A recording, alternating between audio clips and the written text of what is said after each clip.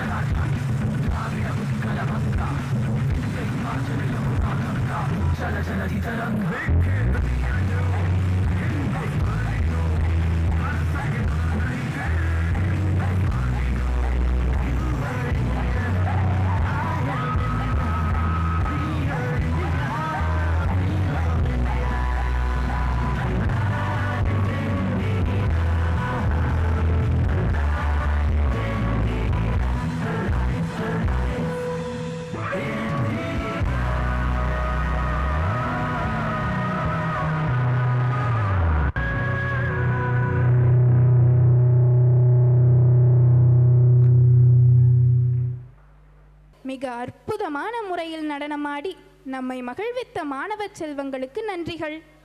பன்மொழி புலமை என்பது பல மொழிகளை ஒருவரோ அல்லது ஒரு சமூகமோ பயன்படுத்துவது மற்றும் பன்மொழி பயன்பாட்டை ஊக்குவிப்பதுமாகும்.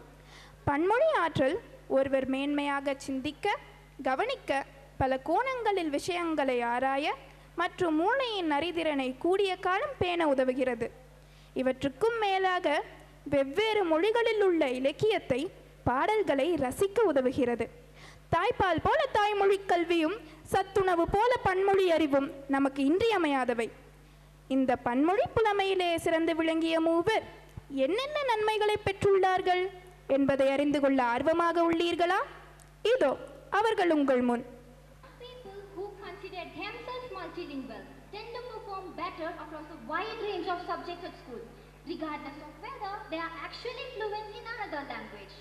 Some results indicate that encouraging pupils to identify with languages and different styles of communication could help them develop a mindset that supports academic progress overall. Good evening everyone. I am Tanya from Aravinda Vidyalaya Senior Secondary School, Darapuram. I really feel elated to have three multilingualist amensas. First, Ms. Sheila Mahadevan. Ms. Sheila Mahadevan is a Mount St. Jude student at Oriel College, Oxford.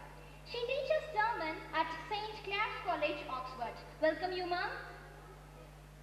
Next, we are going to meet Dr. Santosh Alex. He is an author of 42 books and is a bilingual poet, widely published translator, and the poetry narrator from India. We are happy to have you here, sir. Next, we are going to meet teenager, Master Akram, a polyglot. Master Akram, a 14-year-old boy who is originally hailing from Abhiramam village, Ramanathapuram district, Tamil Nadu. He is continuing his studies in Austria. This young boy met everyone in a great surprise by revealing his language skills in more than 400 languages. Welcome you, Master. Now, our question session starts. First question to Ms. Sheila Mahadevan. Ma'am, according to you, what are the languages spoken by a normal Indian family? I was born in England and occasionally lived all my life in England. But my family is originally from India. My family is multilingual as many Indian families are. In India, it is common for the children to be able to speak Hindi, then their regional language, English and also Sanskrit. At some schools, children will further pick up a European foreign language such as French, German and so on. Such are our Indian families. Yeah, that's really a true fact. Then, Ma'am, how did an urge pop in you to learn different languages?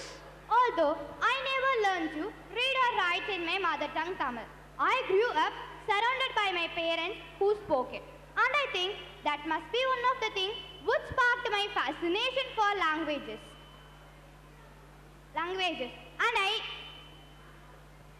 Yeah, that's really great, Ma'am. Now, sir, over the span of several years, you have authored 42 books and you are a widely famous translator in India. So, can you please throw light on us as how you venture into translation? It's been 28 years since I moved to the field of translation.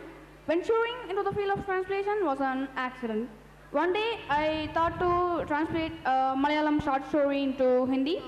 It was also to put into practice the theory. I learned in the translation class. My professor, Dr. Aravind Akshan sir, gave me several tips for making it easy. So then that was an accident, isn't it, sir? It was not intentionally done, but it was an accident. Oh, nice. So, what are the specific regional languages that you gravitated towards when you are translating? I had no specific in my mind when I started translation. I started translating from Malayalam to Hindi and then from Malayalam to English. Later, I translated Telugu stories to Hindi. So, nothing was planned. I just went on translating and the books kept on increasing. Just as in flow, isn't it, sir? Yes, of course. So now, let's move to Master Akram. So, how are you, Akram? Yeah, I'm fine. At what age you started learning languages? At the age of 4, I have started to learn. At the age of 4? That's amazing. Which language you started first? My prior one was Tamil Brahmya. Then I moved with Granda, Tamil Vattelithu. Then I gone through with the mother tongue of Jesus, the Aramaic, as well as the Shaurashtra. That's really fantastic. How did you initiate learning this? My father was inspiration for all this. Your father? What's your father doing? My father name is Abdul Hamid, who is a language lover. So your inspiration is your father. So let's ask Ms. Mahadevan. So ma'am, who has been your inspiration? My grandparents have been my inspiration. Your grandparents. Such a brainy grandparents you got. Of course, you are right. Now sir, where do you see translation in current times? Current times, in a multilingual country like India, translation plays an important role. Earlier, it was taught along with the comparative literature, but today it has become an independent discipline. Today, in the age of globalization, the scope for translation is very immense. The significance and the relevance of translation in our daily life is multidimensional and extensive too. Yeah, you are right, sir. So, what can be some of the major impediments that you face while translating? There are many impediments one faces while translating multi-languages. The most important one being the translation of cultural understanding, which is almost challenging, but apart from that, the syntax and the style of the language matters a lot. Yeah, you are right, sir. So, you face difficulties. So, let's check whether Master Akram faced difficulties or not. So, Akram, how long will you take to learn a language? I will take just 2 to 3 days to learn a language. Just 2 to 3 days. How is it possible? I will do 75 brain exercises daily, which helps me to record and keep my mind refreshed. Brain exercises? That's really exciting. So, can you please show few brain exercises? Of course. So here you can have an eye on your fingers, but it may pain, but you can, don't lose it, you can try it.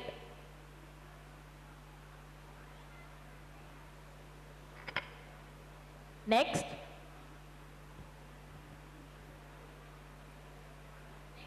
Next.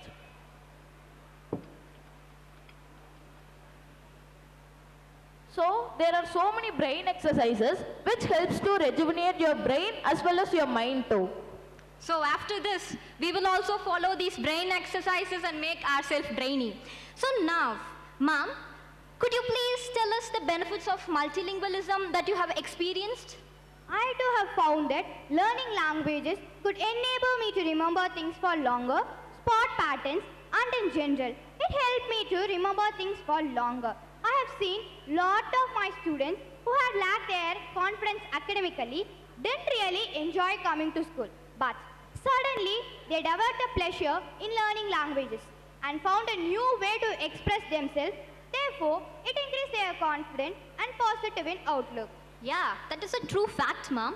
Sir, how does translation help us? Translation helps us to know about the developments in the fields of creative arts, education, literature, politics, science, and business too. Translation and translators, they build a socio-cultural bridge between communities and countries. So, translators and translations are one of the pillar of India. Am I right, sir? Yes, and I want to add a thing here. Multilingualism should be part of academics, which would definitely help students to fetch a job. Yeah, yes, sir. So, we have come to the end of the session. So, Akram, what would you like to say to the audience? Being a multilingualist, I know 46 different languages. When you learn a language like Tamil, you can easily learn the structure of other languages. I am doing my higher studies, which is sponsored by Austrian country, and now I have started a Global Institute of Multilingualism all over Tamil Nadu, where we teach us different languages within a short term. So who are interested to learn different languages can approach us and make a use of it. That's really fantastic. Keep on rocking, Akram. The future belongs to those who believes in the beauty of their dream. I am really grateful for interviewing you all today. You gave me an overview about multilingualism, and I'm thrilled to hear to the prospects of it. As Eliot says, it is never too late to be what you might have been. Thank you everyone for being with us. பன்மொழி புலமையின் சிறப்பை நேர்காணல் மூலம் நமக்கு எடுத்துக்காட்டிய மாணவ கண்மணிகளுக்கு நன்றிகள் பல. காண மயில்கள் ஆடினால் அது நம் கண்களுக்கு விருந்தல்லவா? இதோ உங்கள் கண்களுக்கு விருந்தளிக்கும் விதமாக ராஜஸ்தானி பாடலுக்கு ஆடி நம்மை மகிழ்விக்க வருகின்றனர் அரபிந்தோ மழலை செல்வங்கள்.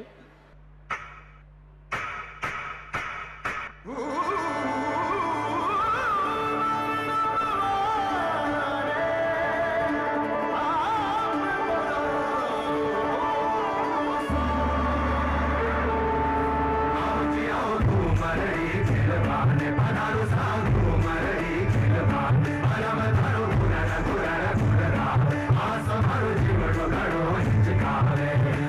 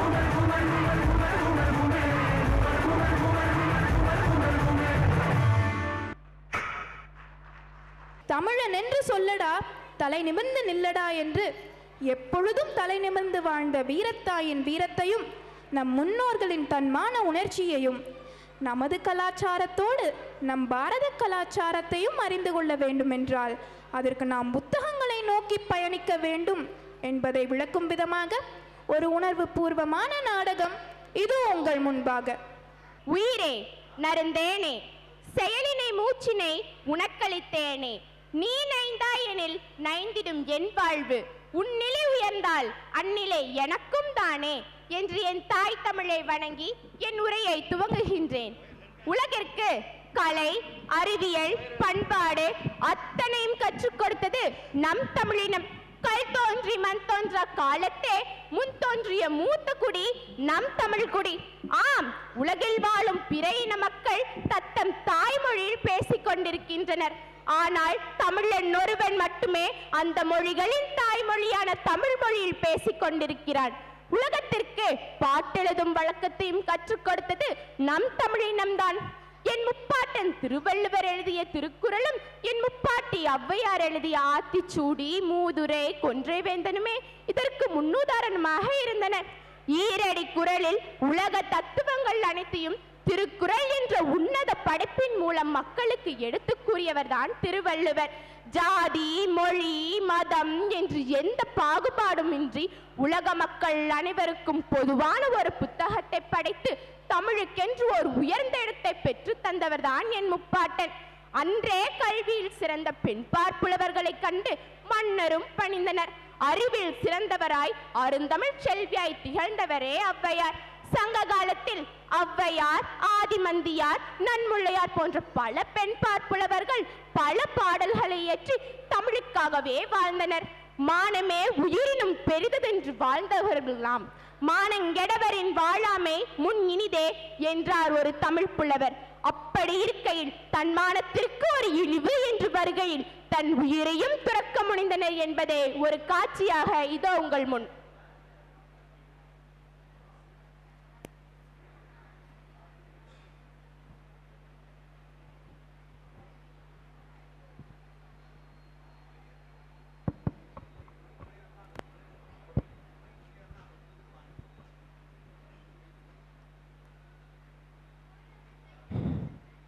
தண்ணீர் தண்ணீர் என் நா உலர்ந்து விட்டதே, யாரங்கே குடிக்க நீர் குணருங்கள், நான் அழைப்பது உங்கள் செவிகளில் விழவில்லையா?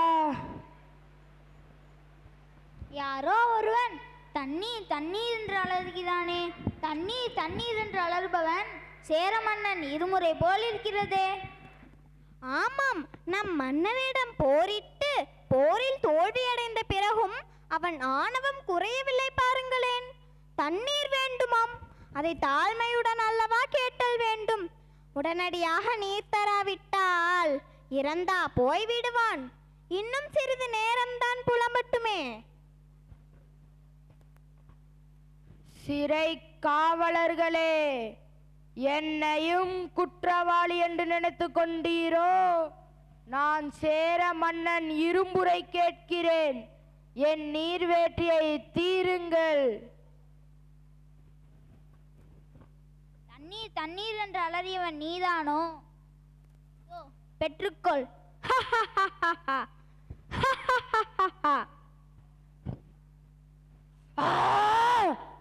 சிறை காவலர்களே, போர்க்களத்தில் வாளினால் வீழ்ந்து பெற்றவர்களுக்கே தேவலோகம் கிட்டும். இறந்து பிறந்த குழந்தையும் உருவின்றி பிறந்த குழந்தையும் வாள் வடிவினை பெறும் வாய்ப்பினை பெறாது. ஏனெனும் அவற்றையும் தேவலோகம் அனுப்ப ஒரு புல் மீது கிடத்தி வெற்றி வீர சென்ற வழியிலே இவையும் செல்கென வாழ்த்தி வாளால் வெட்டி புதைப்பர். இத்தகைய பண்பு நலமிக்க அரச மரபிலே பிறந்த என்னை நீவீர் மதியாது போயினீர். மதியாதார் தந்த நீரை பருகும் இழிநிலையுடைய கீழ் மகனாக நான் பிறந்திலேன். எமக்கும் தண்ணீர் தேவையில்லை.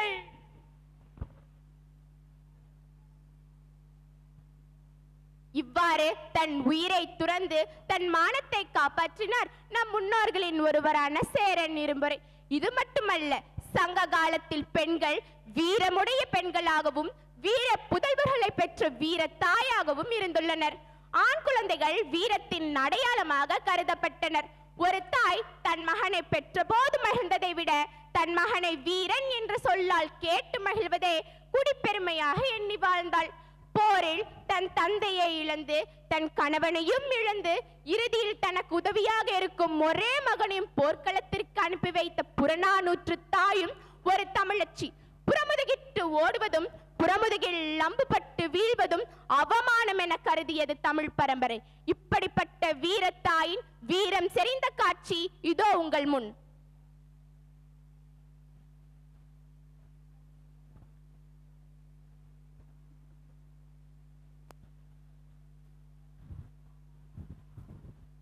தாயே, மகனே, நான் போருக்கு சென்று வருகிறேன். போருக்கு சென்று வா, பகைவர்களின் தலையை கொய்து என் காலடியில் சேர்ப்பாயாக. அப்படியே செய்கிறேன் தாயே.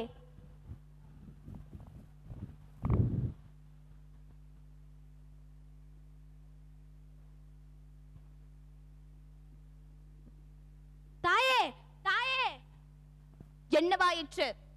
தங்கள் மகன் போரில் புறம் காட்டி இருந்து விட்டானாம். என்ன?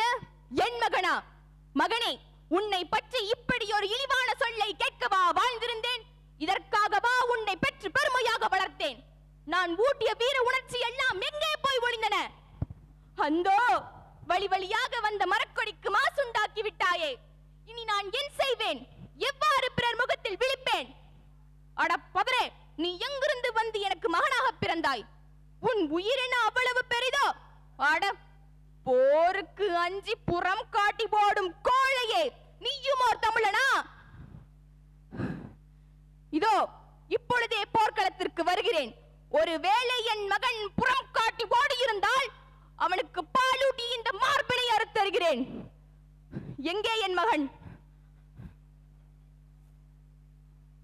இவன் என் மகன் அல்ல. இவனும் என் மகன் அல்ல.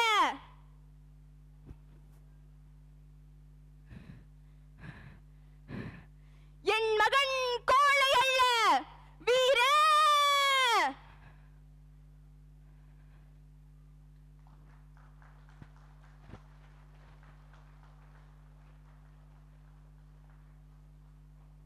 இவ்வாறு தன் மகன் இறந்த போதினும் தன் மகனை வீரன் என்ற சொல்லால் கேட்டு மகிழ்ந்தாள் நம் வீரத்தாய்.